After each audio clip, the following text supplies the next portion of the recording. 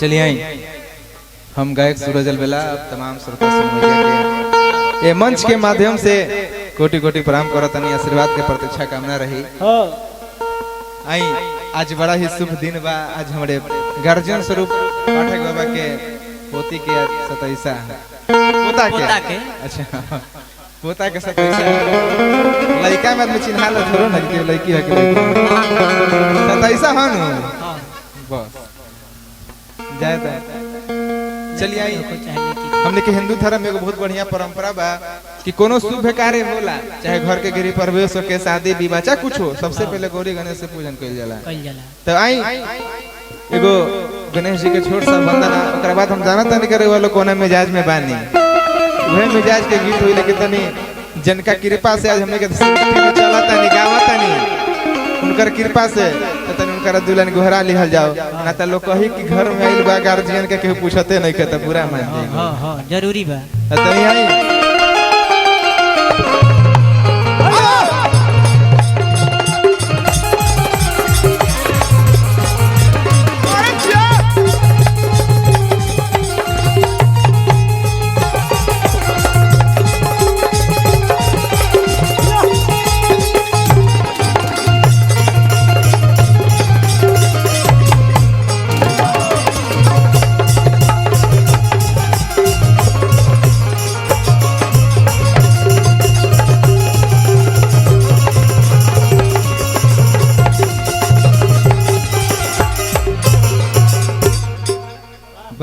क्या बात है।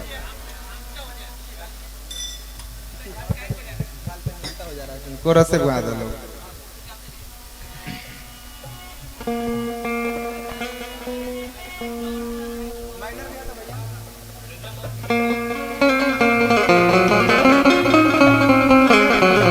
माइनर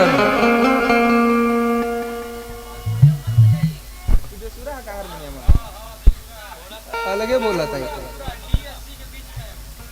तो मैंने रखल का है खारे होके गा लेती हो ठीक रही।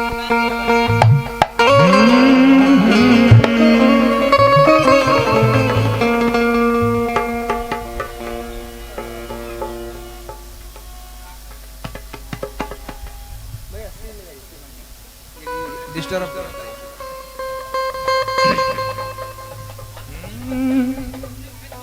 हारमोनियम लेके छुआ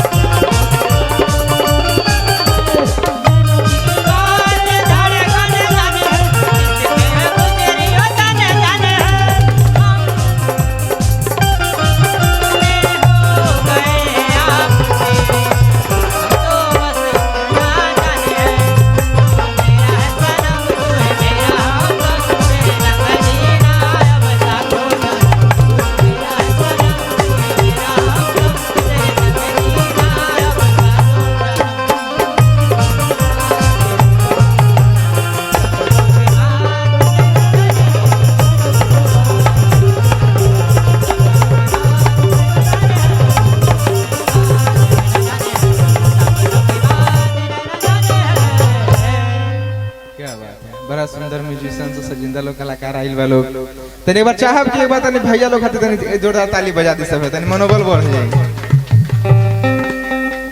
हाय आज हमनी के जोन उपलक्ष्य में आइल बानी अगर उहे इर्द गिर्द में गीत गायकी होके त बड़ा निमन लागी तनी एगो छोट सा सुमिरन हो जाए ओकरा बाद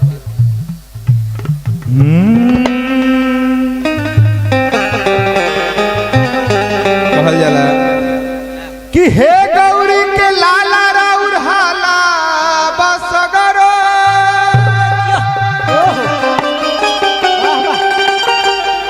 हे गणनायक सिद्धि विनायक गणेश जी मंगल के दाता विघ्न के हरता लजिया बचाई गणेश जी।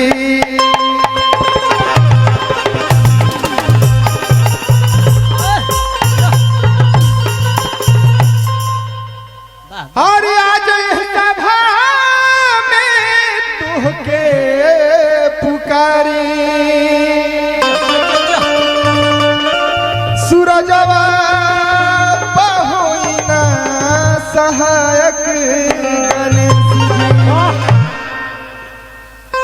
भक्त कहता कि मंगल के दाता रउआ,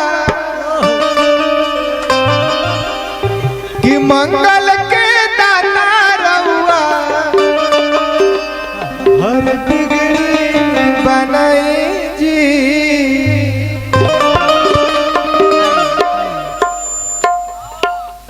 कि मंगल के दाता रउआ, हर बिगड़ी बनाई जी।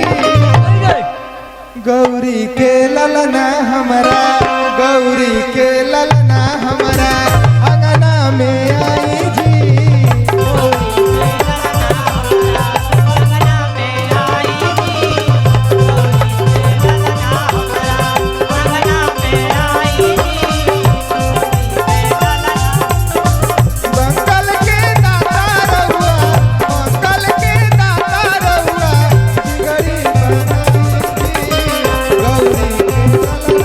गौरी के